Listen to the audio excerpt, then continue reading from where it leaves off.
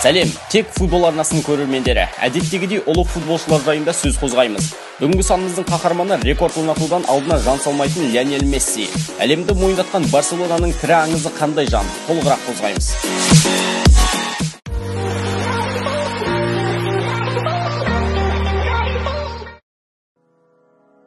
Испаниялық Барселонаның атақты футболшысы және Аргентина құрамасының ең жас капитаны Лионель Месси футбол жайында бала күнінен армандаған.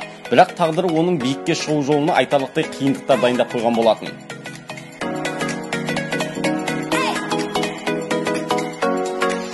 Лионель Андрес Месси кішкентай қалада, үлкен отбасыда қарапайым жұмысшылардың жанұясында дүниеге келген. Әкесі Хорхе Орасио Месси, анасы Сели Мария Месси. Оның Матиаш және Родриго деген екі үлкен ағасы мен Мария есімді әпкесі бар. Негізі Мессидің арғы-аталары Италиядан 1883 жылы Аргентинаға қоныс аударған болатын.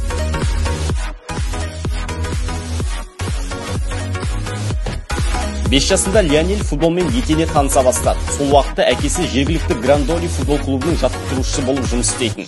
Сол жерге кішкентай немересін әжесі ертіп келіпті. Оның бойынан ұлы футболшыны көре білгенде сол қария екен. Нәтижесінде Месси бүгінге дейін өз соққан барлық голды дәл осы жанға арнап келеді.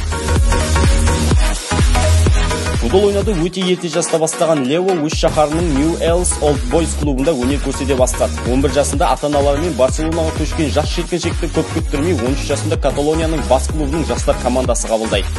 Ол өз ойын мәнері жарқын жағынан бірден танытып, екінші команда құрамында жиі көріне бастады. Орташа есеппен Месси командада әрбір ойын сайын бір голдан соғып тұрды.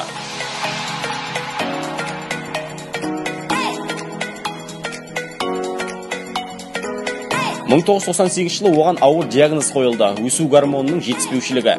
Ривер Плейт футбол клубы жас талантты ойыншыға қызығушылық танытқанмен оны емдететін қаражат таппады. Ал 2000 жылы Барселона клубының директоры Карлес Рексачтың қолдауымен Месси отбасы Еуропаға көшіп, Лионельдің емделуіне жағдай жасалды. Осылайша жас Марадонаның Барселона командасындағы мәнсап жолы ашылған еді. Айтпақшы, Мессидің Барсамен алғашқы келісімшарты асханалық қағаз майлыққа жазылған екен. Бұл жайт 2000 жылы барселоналық мейрамханалардың бірінде болған.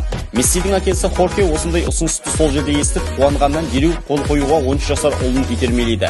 Ал Карлес Рексач сол сәтте даяшын шақырып қағаз алдыртады. Қос аргентиналықтың көздерінше қаржылық табыстары мен Мессидің медициналық есептерін айғақтайтын келісімдер жүзеге асырылды. Дәл осы майлық қазіргі сәтте клуб мұражайында қойылып, ескерткіш ретінде сақталып тұр. Барса сапын толықтырған соң жасөспірім Леоға бой өсіруге арналған гормондық дәрілерді еге бастайды. Егер де бағасы қымбатқа соққан бұл дәрілерді тез арада қабылдамағанда бойы тіпті 140 сантиметрге дейін жетпей қалуы да бек мүмкін болған.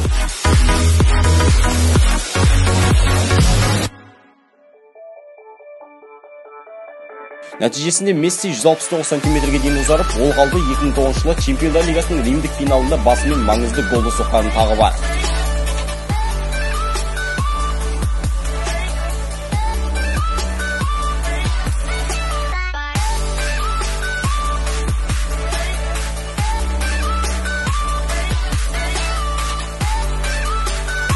Ұлттық құрама сапындағы дебюттік ойыны сәтсіз болғаннан хабарыңыз бар ма?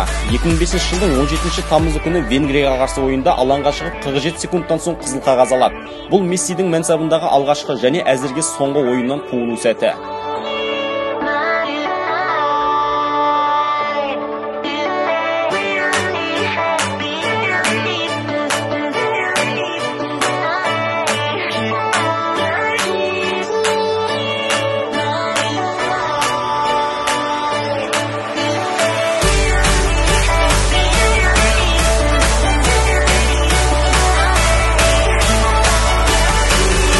Мессидің денесіндегі татуларға тоқталсақ, сол жақ жауырынында оның сүйікті әжесі бейнеленген.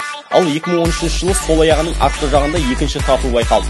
Ол содан бір жыл бұрын дүниеге келген ұлы Тиагудың бармақтарының бейнесі. Артынша өзінің икемді аяғында сан түрлі суреттер орын тауып, уақыт өткен сайын тиісінше өзгеріп отырды.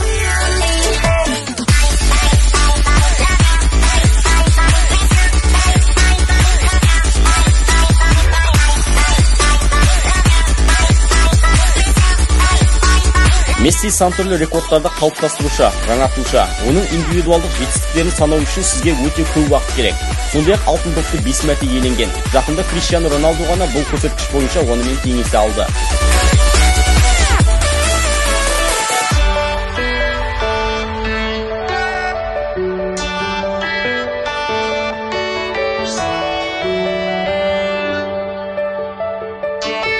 Месси небәрі 24 жасында каталондық клубтың үздік сұрмергені атанды, ал 28 жасында ұлттық құрамасы үшін 100-ші матчын өткізді.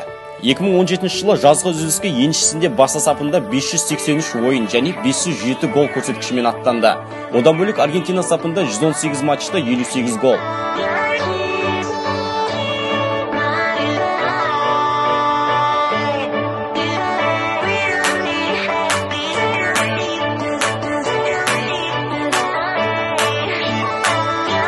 Кейбір ақпараттар бойынша Лионель аргентиналық модель Лусиано Саласармен кейін Германиядағы әлем чемпионатында Макерана Лемс есімді бикешпен кездесіпті дейді. 2009 жылы Сайт-Кездегі карнавалда ол Антонелло Рокказо есімді бейтаныс арумен көрінді. Бірде ол менің құрбым бар, ол Аргентинада тұрады және онымен бақыттымын деген. 2012 жылы қарашада Лионель мен Антонеллоның Тиаго есімді ұлы дүниеге келді.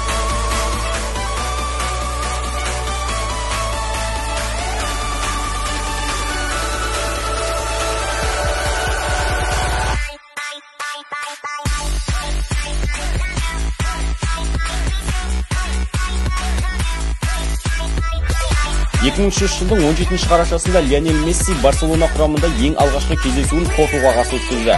Сол кезде El Mundo газетінің өзі жас дарынды футболшы туралы бір-екі ауыз пікірін айтқан.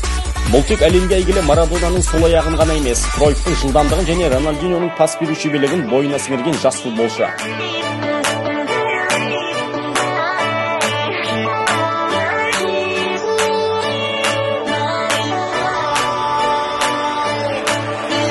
жылдың қазанында Лионель Месси негізгі команда сапындағы алғашқы кездесуін өткізу мүмкіндігіне ие болды. Бұл ойын Испанияға қарсы атақты каталондық дерби кездесу болды. Сөйтіп Аргентиналық Барселона тарихындағы үшінші ең жас футболшы атанды. 2005 жылы мамырдың 1-інде Альбасета қақпасына алғашқы допты енгізген сәтте Лионельге әлі 18 жаста толмаған еді.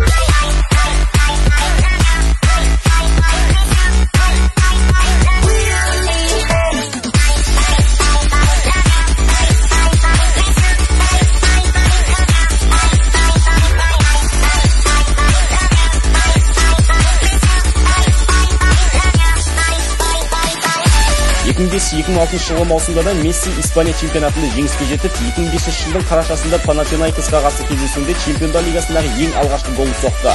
Бұл кездесуде Барселона құрамасы 5-0 есебімен жеңіске жеткен еді, және Барселона Чемпиондар лигасының бас жүлдесін жеңді. Осылайша Месси Уэйн Руни мен Лукас Подольскиді артта қалдырып, Tutto Sport газетінің Golden Boy жүлдесіне ие болды.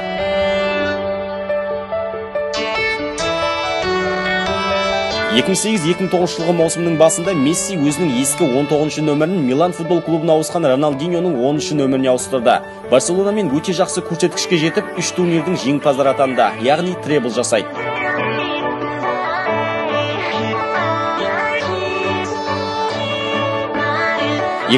жылғы Чемпиондар лигасында Лео 12 гол соғып, Руд ван Нистелройдың рекордын қайталады. Сондай-ақ 3 жыл қатарынан Чемпиондар лигасын сүрмелген атағына ие болды.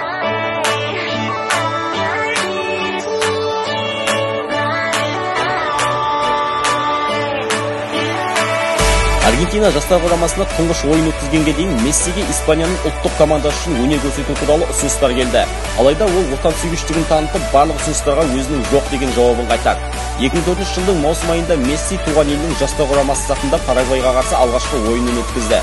2005 жылы жазда ол Аргентинасы мен Нидерланд алаңдарындағы өткен жастар құрамалары арасындағы әлем чемпионатының жеңімпазы атанды. Қызғалдақтар еліндегі турнир қорытындылары бойынша Месси 6 голмен сүрмелген және чемпионаттың үздік ойыншысы атақтарына ие болды.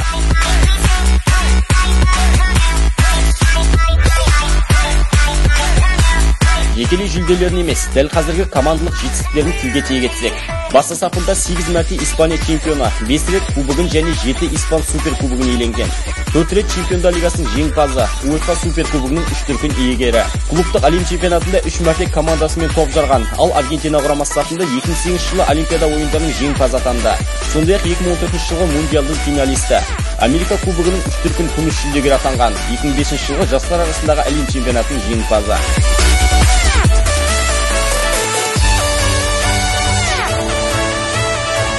Месси футбол рекордтарын орнатып, спорттық рейтингте алғашқы орындарды ешкімге бермей келеді. Футболдық қызметтен бөлек Месси әлемнің әлеуметтік өмірінде де белсенді. Ол ЮНИСЕФ ұйымының ізгі еркіндік елшісі және жыл сайын түрлі шараларға қайырымдылық көрсетіп отырады. Оның әлі талай рекордтарды орнататындығына еш күмәніміз жоқ.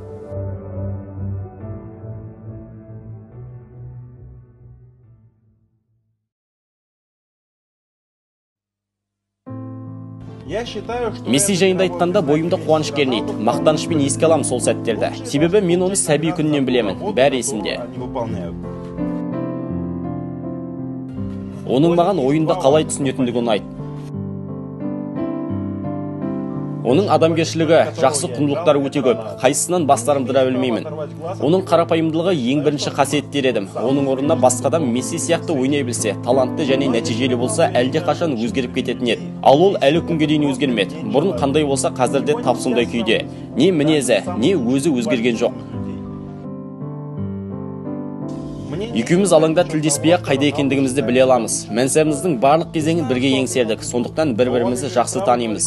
Бүкіл қимыл қозғалыс, нендей жайт орын алып жатыр, доп қалай және қайда бағытталды. Барлығы бізге аян. Көзім байлаулы күйде болса да, оның келесі қадамын жатқа білемін.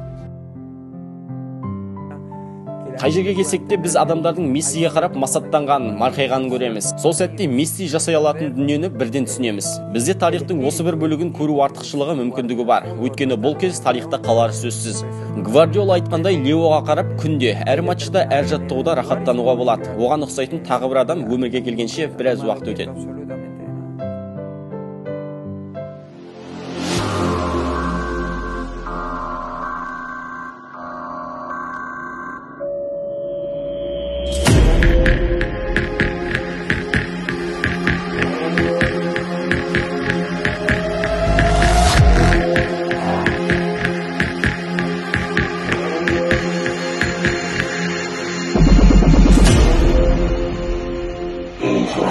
Thank you.